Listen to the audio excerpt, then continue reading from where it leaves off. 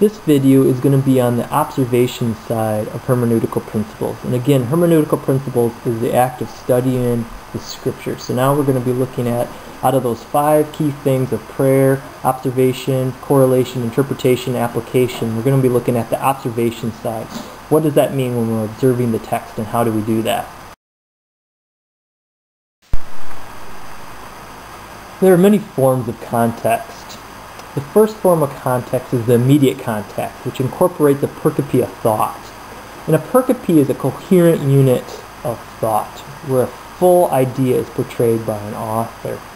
The other forms that are shown here in this pyramid do not fit into the section of observation and Bible study, but are incorporated into our aspect of correlation and interpretation. So, with observation, we're just looking at that pericope, that complete unit of thought by the author. And we might be observing some of these other things as well, but they really come in more when we're looking at correlation of how does it fit into the Bible as a whole, or we're trying to interpret a passage, so we're looking up other cross-references that way as well. But when we're talking about the context of a book, we're looking at just the book that our passage is found in. That's a form of context. When I say author here in this pyramid, I'm speaking of other writings in the scriptures by the same author. So if we're looking at a passage written by Moses, we can be looking at the first 5 books in the Bible and looking at that kind of context. We can be doing time frame of the time frame that this passage was written in and was spoken, what other works were in this time frame as well, to look at a context. And then obviously at the bottom of the triangle we have the entire scripture. Okay, does it fit into the idea of the whole scripture as a whole? What is the whole scripture trying to say? So those are main areas of context, but in observation we're really focusing on the pericope, that complete unit of thought that passage that we're looking at is found in. It doesn't mean that we don't pay attention to these other things, but in the observation phase we're really just at the peak of the pyramid. Now this is going to be a little bit different when we're looking at the context of like Proverbs than other genres of scripture. The immediate context of a proverb is going to be spread out in topics throughout the entire book of Proverbs. So we're looking at things that carry on the same topic. So if you're looking at the idea of adultery, then the context isn't necessarily going to be right there next to your passage, because it's just little proverbs, little 2 lines of thought. So you're going to have to look throughout the book of Proverbs for that same topic coming up, really for your pericope of thought, or your kind of your context per se. So it's better to understand a proverb, or to better understand a proverb, the student of the Bible should look for other passages which speak on that same subject. So how observation works, I want to illustrate this by giving a negative example. And this is something I came across in one of my classes. All the students fell into this same problem because they were not observing the text. We had to look over Psalm 2, which is a messianic psalm, talking about the coming Messiah. But the part I have highlighted in green here is what threw them off. Let us break their bonds in pieces and cast away their cords from us. A lot of them interpreted that as a positive thing, because they were thinking in their minds of what Jesus did. He broke our bonds from sin and delivered us away. So they all looked at that as a messianic sign of the coming of Jesus and how he was going to do that. But that's a wrong interpretation because they missed that step of observation. When we observe the text, we see this is not a messianic proclamation here, particularly what I have highlighted in the green, the breaking their bonds and casting away their cords. Because what I have highlighted in red shows all the negative information that's being given here. The nations rage. They're raging against the Lord and against his anointed. And then they say that, let us break their bonds in pieces and cast away their cords from us. And then he who's sitting in heaven is laughing. He has wrath and he has displeasure. This is not a positive thing that God is doing. It's people rebelling against God. So why I bring this example up is to show you the importance of observation. If you don't observe the text, you're going to come away with a wrong interpretation.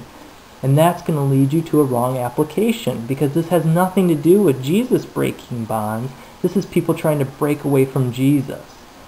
So you're going to apply it wrongly to your life if you don't interpret it the right way.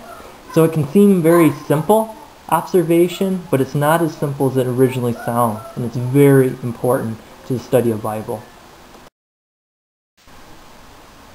Another thing that we do in the observation phase of studying the Bible is we're looking for repetition.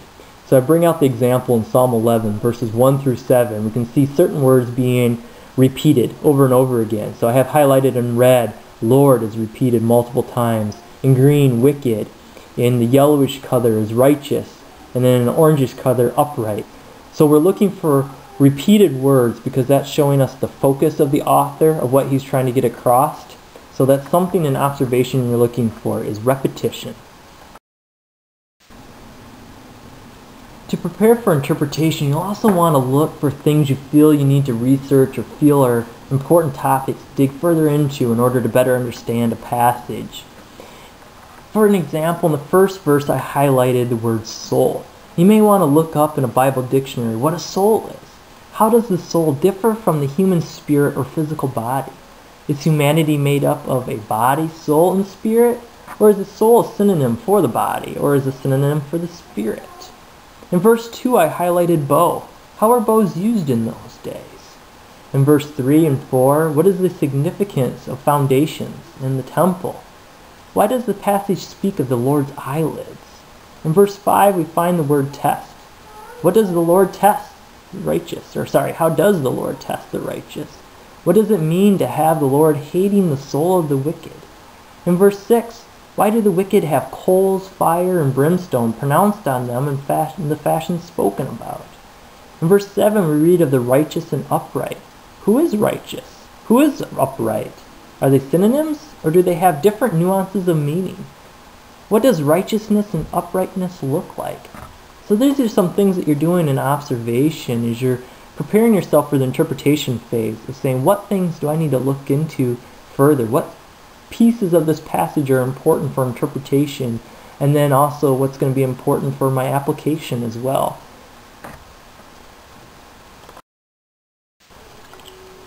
So to wrap up our 5 steps to interpretation, we have prayer that starts us off and goes to the rest of the 4 steps.